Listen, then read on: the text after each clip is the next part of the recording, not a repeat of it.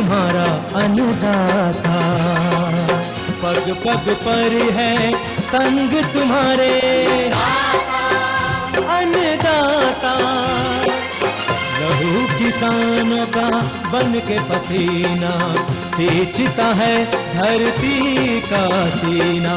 मेहनत का तेरी हक दिलवाने, नई तकनीक नई खोज बताने। पशुधन को गुणवान बनाना, पौध सुरक्षा को सिखलाना, खेती के सब गुर समझाने, भारत का सरताज बनाने।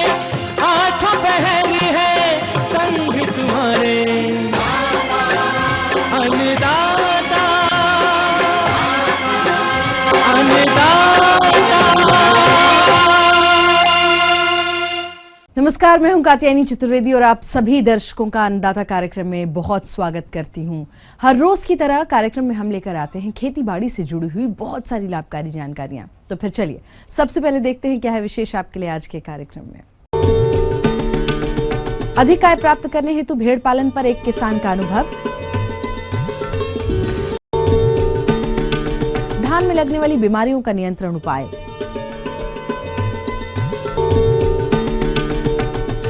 ऑयस्टर मशरूम की खेती पर एक सफल किसान की कहानी।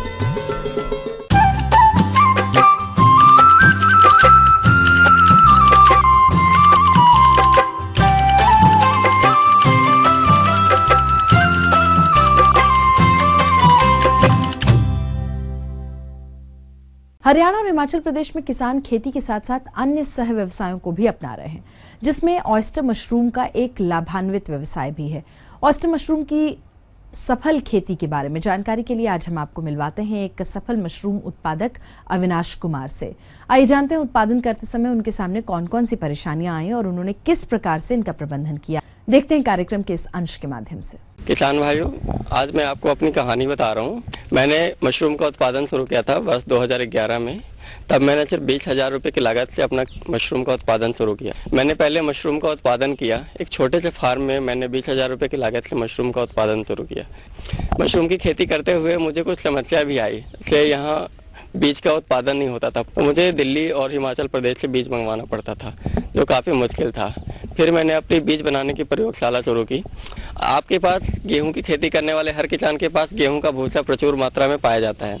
उस गेहूं के भूसे को आप जो मार्केट में 2 से 4 रुपये केजी, 6 रुपये केजी बेच देते हैं, उस भूसे को आप 25 रुपये केजी के मशरूम में कन्वर्ट कर सकते हैं। वो ये तरीका ये होता है, मशरूम का बीज उस भूसे में मिलाया जाता है। हर 15 किलो भूसे में 1 किलो बीज मिलाया जाता है। 1 किलो बीज की कॉस्ट 100 रुपये होती है। उस 100 रुपये से आप 1 केजी बीज को आप 10 किलो मशरूम में कन्वर्ट कर देते हैं, तो वो आपका 250 रुपये का मशरूम हो जाता है, जो जिसकी मार्केट प्राइस 350 रुपये होती है। एक छोटा सा मशरूम हाउस बनाते हैं, जिसमें बांस के रैक्स बना के, जैसे आपने देखे पैकेट रखे हुए।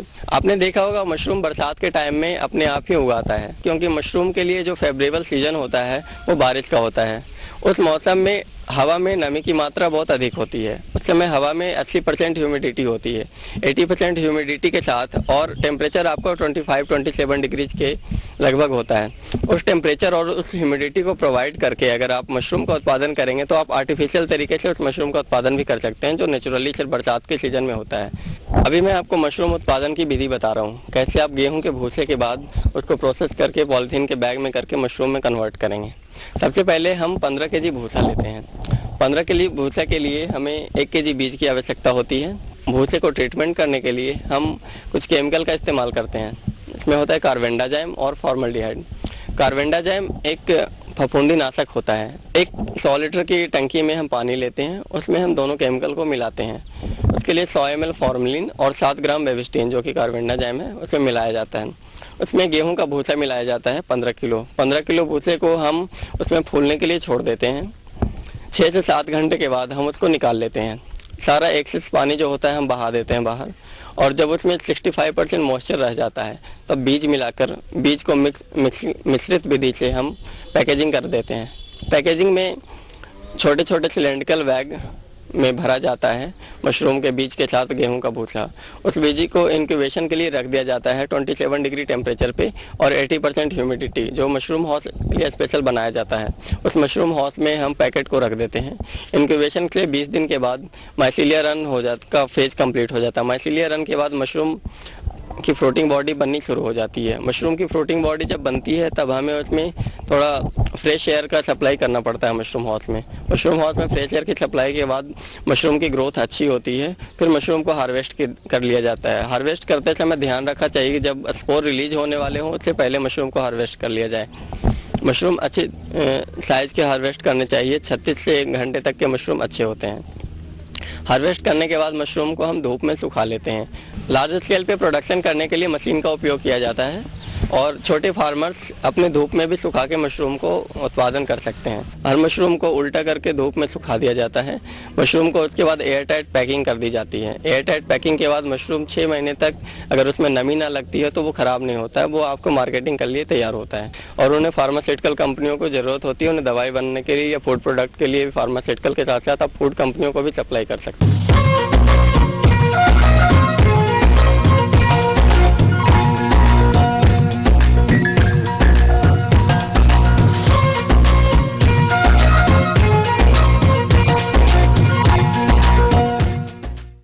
कृषि के साथ हमारे किसान भाई बहुत से सह व्यवसायों को अपनाकर उनसे अच्छा लाभ भी प्राप्त करते हैं और इन्हीं सह व्यवसायों में से आज हम बात करेंगे भेड़ पालन के बारे में। भेड़ पालन से हमारे किसान भाई किस तरह से अच्छा मुनाफा कमा सकते हैं और भेड़ पालन करते समय कौन कौन से महत्वपूर्ण बातों को ध्यान में रखना है, इसी पर विस्तार से अपने अनुभवों को बता रहे हैं एक प्रगतिशील किसान पूरण चंद। किसान भाइयों नमस्कार, अन्नदाता कार्यक्रम में आपका एक बार फिर से स्वागत है। आइए आज हम बात करते हैं भेड़ पालन की और साथ ही साथ आज आपको मिलवाएंगे एक भेड़ पालक से और साथ ही साथ उनसे बातचीत करेंगे भेड़ पालन के अनुभव के बारे में और जानेंगे कि भेड़ पालन करते समय कौन कौन सी सावधानियां हमें बरतनी चाहिए। जी सर, क्या कहना है आपका? जब हम भेड़ पालते हैं तो सबसे पहले हमें कौन सी जो अहम बातें हैं वो ध्यान में रखनी है? सबसे पहले हमको ये ध्यान रखना पड़ता है कि पशु चारा खा रहा है या नहीं खा रहा है। उसके बाद जो पशु चारा नहीं खाता है उसको हम दवाई पिलाते हैं, जैसे लील वगैरह, लील वर्म, पैनाकार हो गई, ये सब इस्तेमाल करते हैं दवाई। तो आप अगर हम इनको खिलाने की बात करें तो भेड़ों को किस तरीके की चीज़ें खिलाई जाती हैं? खिलाया तो बाहर का चारा खिलाया जाता है, जो सब बाहर जंगल में चारा होता है। और अगर बीमारियों की बात करें, जो भेड़ों में अक्सर कौन कौन सी बीमारियां हैं जो अमूमन देखने को मिलती हैं? सबसे ज़्यादा एक बीमारी हम जो हिंदी भाषा में बोलते हैं चक्री वाली, ये बीमारी बहुत आती है इस पशु में और ये पशु हमारा मर जाता है इसमें जो आदमी है। तो चक्री बीमारी का आपको कैसे मालूम पड़ता है कि जो पशु में क्या क्या उसके जो है? वो पशु जो आँख में जो चक्कर काटने लग जाता है और आँखें से अंधा हो जाता है और चारा नहीं खाता पशु। तो इसके उपचार के लिए आप क्या करते हैं? इसके उपचार के बगैर हम तो इंजेक्शन लाते हैं, जो टारामाइसिन वगैरह हो जाती है। ये शेड की बात करें, अगर हम शेड जिसमें हम भेड़ों को रखते हैं तो किस तरीके का शेड होना चाहिए? एक तो ये शेड खुला होना चाहिए, हवा द्वारा खुला होना चाहिए, बाहर एक तरफ होना चाहिए ये। तो शेड अगर आप बात करें बारिश के मौसम की, अगर हम बात करें तो उस समय भेड़ों के लिए किस तरीके की आप परिस्थितियाँ बना देते हैं?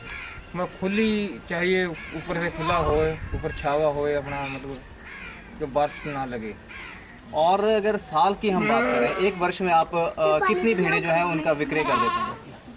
ऐसे ही कर देते हैं हम, 20 भेड़ की बिक्री कर देते हैं साल में। हाँ। और अगर शुरुआती बात करें हम, शुरुआत जो है आपने इनकी की थी तो कितनी भेड़ों से आपने शुरुआत की? शुरुआत हमने ऐसी कही थी कि 20 भेड़ से वे 25 हो गई, 30 हो गई, ऐसे अभी मर भी जाती है, बीच में कम भी हो जाती हैं, ज़्यादा भी हो जाती हैं। अगर हम बात करें ऊन की, तो अगर एक भेड़ की हम बात करें तो एक भेड़ एक साल में कितना ऊन आपको दे देती है?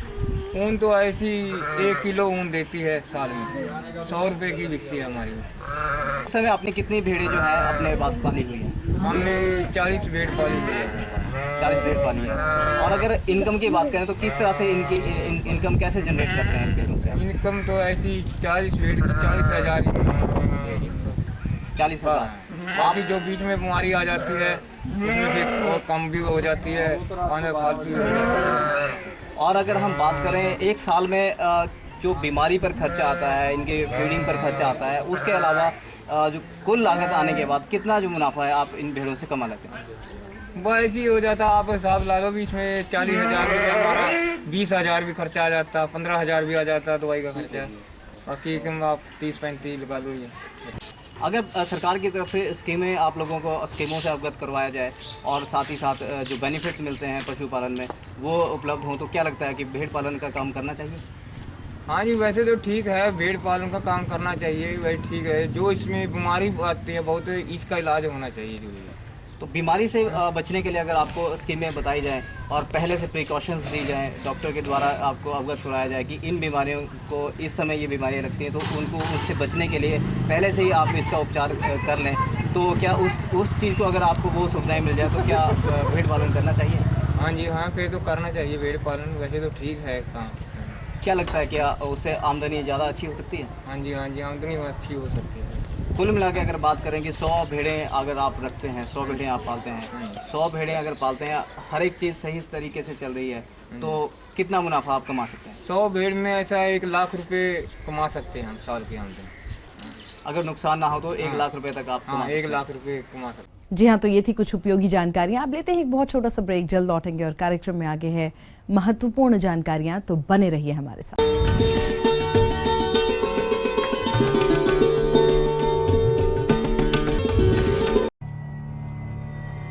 कला,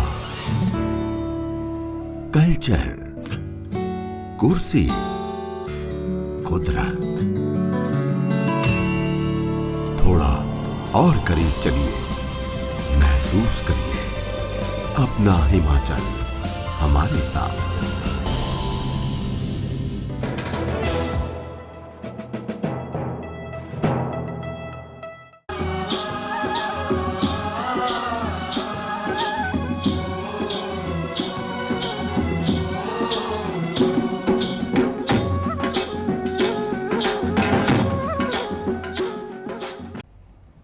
ब्रेक के बाद आप सभी दर्शकों का एक बार फिर से बहुत स्वागत है अन्नदाता कार्यक्रम में, और बढ़ते हैं अपनी अगली प्रस्तुति की ओर।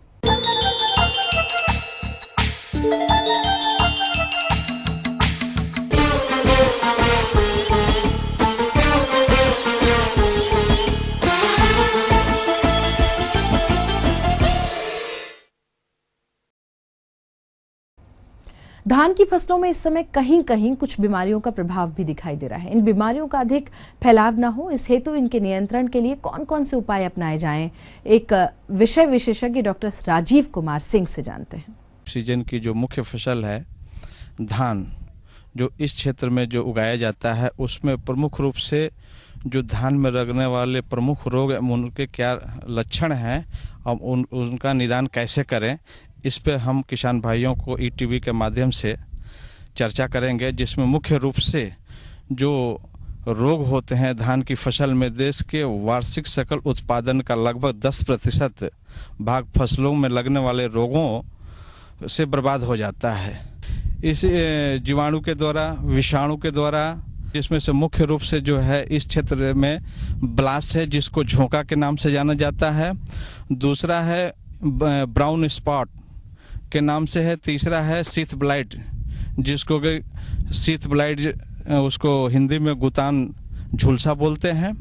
इसी के साथ साथ जो है पांचवा जो है sheath spot, seed rot, false smut, kernel smut, leaf smut, ये सब बीमारियां जो है, रूट राट, ये धान की फसल में मुख्य रूप से लगती हैं। और इससे जो है किसानों की क्षति जो लगभग रोगों के द्वारा जो है 20 से 25% का जो है नुकसान होता है धान की फसल में। इसके जो मुख्य रोग हैं, रोगों के विस्तार के लिए जो है सबसे बड़ा जो कारक है वो तापमान एवं जलवायु है पर निर्भर करता है, जो कि साथ ही सस्य क्रियाओं का भी प्रभाव पड़ता है। इसमें से मुख्य रूप से जो रोग है झोंका रोग या ब्लास्ट, यह रोग जो है फफूंद के द्वारा धान की फसल में फैलता है और पौधे की सभी भाग इस बीमारी द्वारा प्रभावित होते हैं। इसमें मुख्य रूप से वृद्धि अवस्था में यह रोग पत्तियों पर धब्बे के रूप में दिखाई देते हैं। इनके धब्बे के किनारे कत्थई रंग तथा बीच वाला भाग राख के रंग का हो जाता है रोग के तेजी आक्रमण होने पर बाली का आधार भी ग्रसित हो जाता है। फलस्वरूप बाली आधार से मुड़कर लटक जाती है, फलतः दाने का भराव भी पूरा नहीं हो पाता है। इसके नियंत्रण के लिए 500 मिलीलीटर दवा जो है 500 से 600 लीटर पानी में मिलाकर इसका छिड़काव करें और यदि दिखाई दे तो 10 दिन के अंतराल पर 2 से 3 छिड़काव जो है अवश्य करें। चौथा जो है इसके नियंत्रण है, संवेदनशील किस्मों में बीमारियां आने पर नाइट्रोजन का प्रयोग न करें किसान भाई। ये मुख्य रूप से है, क्योंकि बीमारी आती है तो उसमें नाइट्रोजन का प्रयोग न करें। दूसरी मुख्य बीमारी है झुलसा, लीफ ब्लास्ट जिसको हम लोग बोलते हैं। यह बीमारी जो है जीवाणु के द्वारा फैलती है।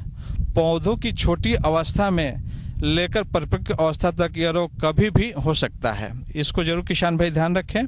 इस रोग में पत्तियों के किनारे ऊपरी भाग से शुरू और मध्य भाग तक सूखने लगते हैं और पत्ते जो है पीले पत्ते के साथ साथ राख के रंग के चकत्ते भी उस पर दिखाई देने लगते हैं। पूरी फसल झुलसी सी प्रतीत होती है, इसलिए इसे झुलसा रोग कहते हैं। और इसके नियंत्रण के लिए पानी निकालकर प्रति हेक्टेयर के हिसाब से स्ट्रेप्टोसाइक्लिन 15 ग्राम या 500 ग्राम कॉपर ऑक्सीक्लोराइड जैसे ब्लाइटैक्स 50 या पफाइटेलान का 500 लीटर पानी में घोल बनाकर 10 से 12 दिन के अंतराल पर 2 से 3 छिड़काव करें।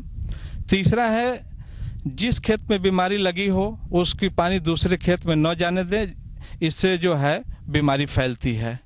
तीसरा जो है सीथ ब्लाइट, गुतान झुलसा रोग धान का प्रमुख रोग है। यह बीमारी जो है फफूंदी द्वारा फैलती है। इसके प्रकोप पत्ती के सीथ यानी गुतान पर 2 से 3 सेंटीमीटर लंबे हरे से भूरे धब्बे पड़ते हैं जो कि बाद में चलकर भूरे रंग के हो जाते हैं।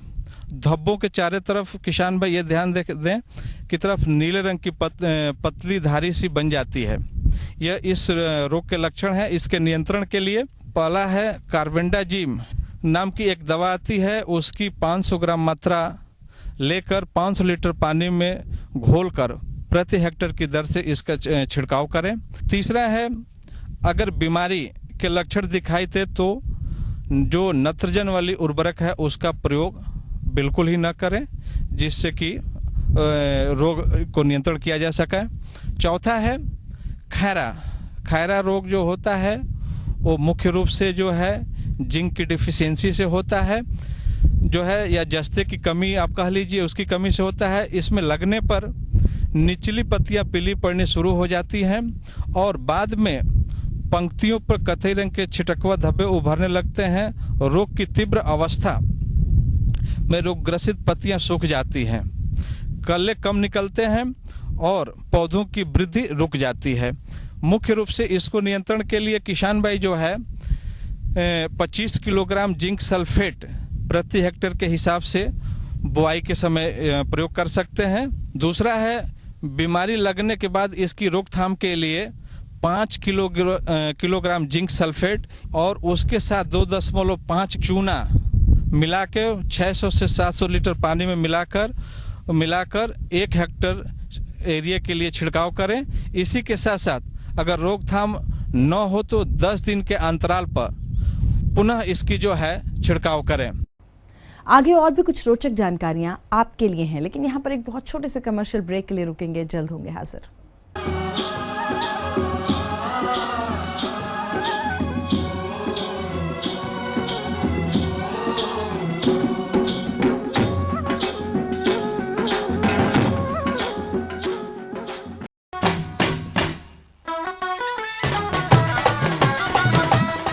बात हरियाणा की, न्याणा की, स्याणा की, गांव की हो या शहर की, मंत्री की हो या संतरी की, हर छोटी बड़ी खबर देखिए आपकी अपनी बोली में। देखिए मारी बोली मारी खबर हर रोज शाम 6 बजे।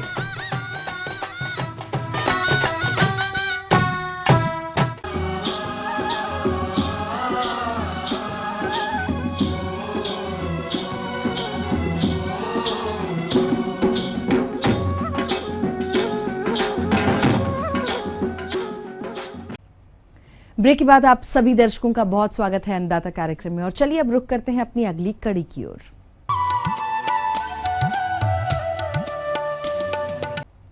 तो अन्नदाता हेल्पलाइन निशुल्क फोन संपर्क सेवा के माध्यम से आपके द्वारा पूछे गए प्रश्नों में से 1 या 2 महत्वपूर्ण प्रश्नों को हम अपने कार्यक्रम में जरूर शामिल करते हैं। और इसी के तहत आज का चयनित प्रश्न और उसका जवाब इस प्रकार से है। जैसा कि इस समय बरसात का सीज़न है, मधुमक्खियों के लिए ये सीज़न सबसे ज़्यादा कष्टकारी होता है। इसी समय मौन पालकों को सबसे अधिक देखरेख की आवश्यकता पड़ती है। इस समय मधुमक्खियों में कई प्रकार की बीमारियां और भोजन का अभाव और बाहरी शत्रुओं का आक्रमण भी सबसे अधिक देखा जाता है। तो ऐसी स्थिति में ही मधुमक्खियों की देखरेख सबसे अधिक करने की आवश्यकता होती है। सबसे मुख्य आवश्यकता यह है कि मौन वंशों में समय समय पर साफ़ सफाई की विशेष व्यवस्था करें। उसके साथ साथ जहाँ पर बर्रे या मौमी पतंगे आदि का प्रकोप अगर दिखाई दे रहा है तो उसकी भी साफ़ सफाई समय पर करें। इसके अलावा जो भी यानी कि मॉन्चर अगर उपलब्ध हैं उन्हीं के अनुसार, जैसे कि साज वगैरह में इस समय बरसात में थोड़ा नेक्टर मिलता है, उसमें मधुमक्खियों को रखा जा सकता है। अगर जहाँ इस प्रकार की व्यवस्था नहीं है तो वहाँ पर आप कृत्रिम भोजन के द्वारा मधुमक्खियों को हमेशा सुदृढ़ बनाए रखें। इसके लिए ये आवश्यक है कि मौन वंश के अंदर पर्याप्त मात्रा में कृत्रिम भोजन होना आवश्यक है। अगर मधुमक्खियों के पास आवश्यक मात्रा में भोजन नहीं होगा तो ऐसी स्थिति में मधुमक्खियों की संख्या निरंतर घटती चली जाएगी और धीरे धीरे ये स्थिति इतनी भयानक हो जाती है कि धीरे धीरे मौन वंश समाप्ति की ओर आ जाते हैं। तो ऐसी स्थिति में ये ज़रूरी है कि मौन वंशों को समय समय पर उसका जब भी मौसम साफ़ हो तो उसका साफ़ सफाई का ध्यान रखें और उसमें अगर अतिरिक्त छत्तें हैं तो उन छत्तों को हटा करके अलग कर दें और उनको सुरक्षित स्थानों पर, जैसे कि पॉलीथीन की थैली के अंदर लपेट करके ऐसे सूखे वाले स्थानों पर उसको रख देना चाहिए। अगर ऐसे स्थानों पर अगर आप मौन वंशों के अंदर अगर छत्ते पड़े रहेंगे तो इसमें मोमी पतंगे का प्रकोप बहुत तेज़ी से होता है और जिससे मौन वंश धीरे धीरे, पहले तो खाली छत्तों में मौमी पतंगा आता है और उसके बाद धीरे धीरे उसमें अंडा देने के बाद पूरा मौन वंश के अंदर ये पतंगे का प्रकोप शुरू हो जाता है। तो इससे यह है कि समय पर इनकी साफ़ सफाई का विशेष ध्यान रखें। उसके अंदर किसी भी दशा में खाली छत्ते फ्रेम में न रखें। मौन गृह के अंदर उतने ही फ्रेम रखें जितने को मधुमक्खियाँ पूरी तरह से कवर करें, यानी ढके हुए हों। इसके अलावा जैसे कि साफ़ सफाई का है, इस समय बरसात अधिक होने के कारण जिस भी क्षेत्र में मधुमक्खियाँ रखी रहती है तो वहाँ पर नमी का प्रकोप बहुत ज़्यादा होता है और नमी के अगर मौन गृह के अंदर अगर नमी रहती है तो ऐसे उसमें मौन वंशों में कई प्रकार की बीमारियाँ आने का भी खतरा रहता है। जैसे कि फॉल ब्रूड है, फॉल ब्रूड का प्रकोप भी इस समय मधुमक्खियों के अंदर खासतौर पर एपिसेरेना इंडिका और भारतीय मौन में ये देखा जाता है। इसमें इसकी जो मुख्य पहचान है कि सेल खुले हुए दिखाई देते हैं और उसमें यह है कि अगर उसमें इस प्रकार का प्रकोप दिखाई दे रहा है तो उन छत्तों को का उपचार करने के लिए उसमें मौन वंशों में टेरामाइसिन नामक दवा का 250 से 400 मिलीग्राम प्रति 5 लीटर चीनी के शरबत के साथ दिया जाना चाहिए। और ये यानी कि मौन वंशों की आवश्यकता के अनुसार, यानी कि जैसी उनकी आवश्यकता है उसके अनुसार दिया जाना चाहिए। दूसरी बात, इस समय जो है मौन वंशों को कृत्रिम भोजन की भी अधिक आवश्यकता होती है। तो बाहर यानी कि वर्षा के कारण नेक्टर और पराग पूरी तरह से धुल जाता है, तो इसकी पूर्ति के लिए इस समय उनको कृत्रिम भोजन के रूप में चीनी का शरबत दिया जाता है कि जिसमें भी चीनी का शरबत बनाया जा रहा है उसको उबाल करके पानी को अवश्य उबाल लें, क्योंकि इस समय बरसात होने के कारण पानी में कई प्रकार के जीवाणु रहते हैं जिसके कारण पानी गंदा रहता है और जिससे मधुमक्खियों में बीमारी फैलने की ज़्यादा संभावनाएं रहती है। तो इसलिए यह है कि मौन वंशों को यानी कि पानी को उबाल करके उसमें की चीनी को लकड़ी की सहायता से धीरे धीरे उसको घोलते रहें और उससे जब ये पूरी तरह से घुल जाता है उसके बाद इसको ढक करके कोई सुरक्षित स्थान पर रख देना चाहिए। जब पूरी तरह से ये ठंडी हो जाए तो उसके बाद कृत्रिम भोजन को शाम के समय मौन वंशों के अंदर देना चाहिए।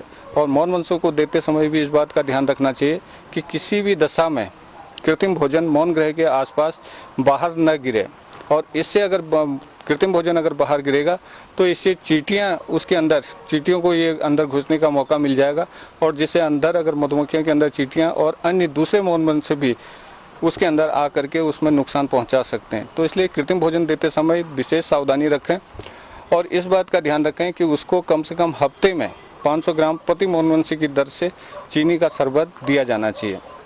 और इसमें यह है कि जब तक उसमें पूरी मात्रा में अगर समय समय पर चीनी का शरबत देते रहेंगे तो इससे मधुमक्खियों की जो अंडा देने की गति है वो बरकरार रहेगी और जिससे लगातार मधुमक्खियाँ अंडा देते रहेंगी और जिससे मधुमक्खियों की संख्या में गिरावट नहीं आएगी। और इसी समय जैसे कि ततैया आदि बर्रे या अंगलार बिस्नार का प्रकोप भी मधुमक्खियों में सबसे अधिक देखा जाता है। तो इस समय इसके यह है कि बचाव के लिए, क्योंकि मधुमक्खियों की संख्या बरसात के कारण एक तो वैसे ही बहुत कम, उसके पर जो गति होती है बढ़ने की मौन वंशों की वो काफ़ी धीमी हो जाती है और रानी के अंडे देने की गति भी काफ़ी धीमे रहती है। और इसमें जो है कि अगर जितने भी मधुमक्खियाँ पैदा होती है और अगर उसके आसपास में अंगलार बिस्नार का अगर प्रकोप ज़्यादा है तो ऐसी स्थिति में जितने भी मधुमक्खी के जो बढ़ने की बजाय वो धीरे धीरे उनकी मधुमक्खियों की क्षति अधिक हो जाती है। तो इसमें यह है कि उसमें मधुमक्खियों के बचाव के लिए आसपास जो भी ततैया आदि के जो छत्ते हैं इन छत्तों को जला करके नष्ट कर देना चाहिए। और उसके अलावा जो मौन गृह के आसपास जो भी मौन बर्रे आदि आते हैं तो उनको मार करके उसको ख़त्म कर देना चाहिए। उचित ये होगा कि जिन क्षेत्रों में अगर इस समय फूल मौनचर पुष्प नहीं है तो उन मौनवंशों को उठा करके दूसरे ऐसे स्थानों पर रख देना चाहिए कि जहाँ पर उसको पर्याप्त मात्रा में मकरंद और पराग मिलता है। जैसे मक्का वाले क्षेत्रों में माइग्रेशन करें या दूसरे कोई अन्य क्षेत्र जहाँ पर अगर पराग वाले पुष्प हों तो उन क्षेत्रों पर मौन वंशों का माइग्रेशन करना आवश्यक है। अगर ऐसे स्थानों में माइग्रेशन करेंगे तो इससे मधुमक्खियों की संख्या और समय समय पर हम कृत्रिम भोजन देंगे तो इससे मौन वंशों की प्रगति बहुत तेजी से होगी।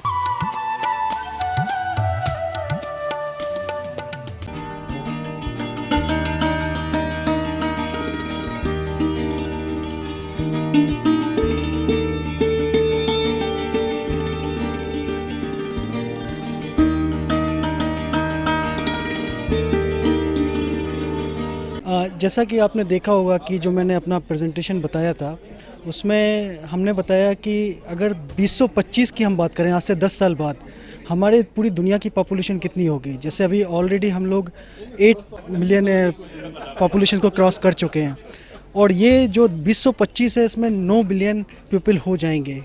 इंडिया इसमें टॉप ऑलरेडी करेगा, अभी चाइना के बाद आते हैं हम, लेकिन हम चाइना को भी क्रॉस कर जाएंगे 2025 तक। तो इस इतनी सारी पॉपुलेशंस के लिए हमारे पास लैंड जो है वो लिमिटेड है। हमें उसी लैंड में अपनी उपजाऊता बढ़ानी है, क्रॉप बढ़ानी है, ईल्ड बढ़ानी है। तो वो कैसे करेंगे? जब तक नई टेक्नोलॉजी नहीं आएगी तब तक हम ये चीज़ नहीं कर सकते हैं। तो यहाँ पर जेनेटिकली इंजीनियरिंग मॉडिफाइड क्रॉप्स जो हैं वो मेजर रोल प्ले कर सकती हैं। जैसे कि आपने देखा होगा कि अभी 28 कंट्रीज़ जो हैं वो GM क्रॉप्स पे काम कर रही हैं ऑलरेडी और ग्रो कर रही हैं, कमर्शियली ग्रो कर रही हैं, जिसमें 20 जो हैं डेवलपिंग कंट्रीज़ हैं इंक्लूडिंग इंडिया, और हमारा देश जो है चौथे नंबर पे आ रहा है अभी। तो GM की उपयोगिता हम देख ही रहे हैं। पिछले 2002 में इंडिया में GM कॉटन आ चुका है और इतनी तेज़ी से इसमें प्रोग्रेस हो रही है इसको लगाने के लिए, और इसमें प्रोडक्शन जो बढ़ रहा है और दुनिया में हम फर्स्ट नंबर पे हैं BT कॉटन में। इसका मतलब यही है कि ये हमारी देश के लिए बहुत उपयोगी है, हमारे किसानों के लिए बहुत उपयोगी है यह टेक्नोलॉजी, और हमारे देश को आगे बढ़ना है तो टेक्नोलॉजी को हमें अडॉप्ट करना ही पड़ेगा।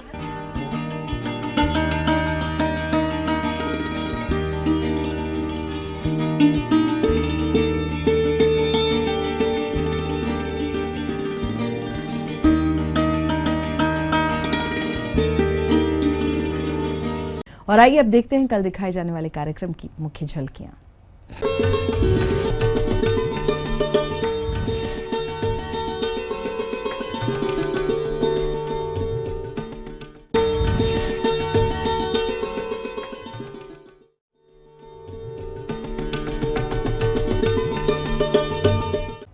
तो हम ये उम्मीद करते हैं कि आज का कार्यक्रम आप सभी दर्शकों के लिए बेहद उपयोगी रहा होगा। किसान भाइयों, अन्नदाता आपकी सेवा के लिए संकल्परत है। कृषि संबंधित समस्या और सुझावों के लिए आप हमें इस पते पर संपर्क भी कर सकते हैं। और हमारा प्रोड्यूसर अन्नदाता ETV Haryana Himachal Pradesh, Ramoji film city Hyderabad 501512। साथ ही आप हमें ईमेल भी कर सकते हैं और हमारा ईमेल एड्रेस है annadaata.hp@etv.co.in। और इसके अतिरिक्त आप हमें निःशुल्क हेल्पलाइन नंबर 180010845999 पर सोमवार से शनिवार सुबह 10 बजे से शाम 4 बजे के बीच में कभी भी संपर्क कर सकते हैं।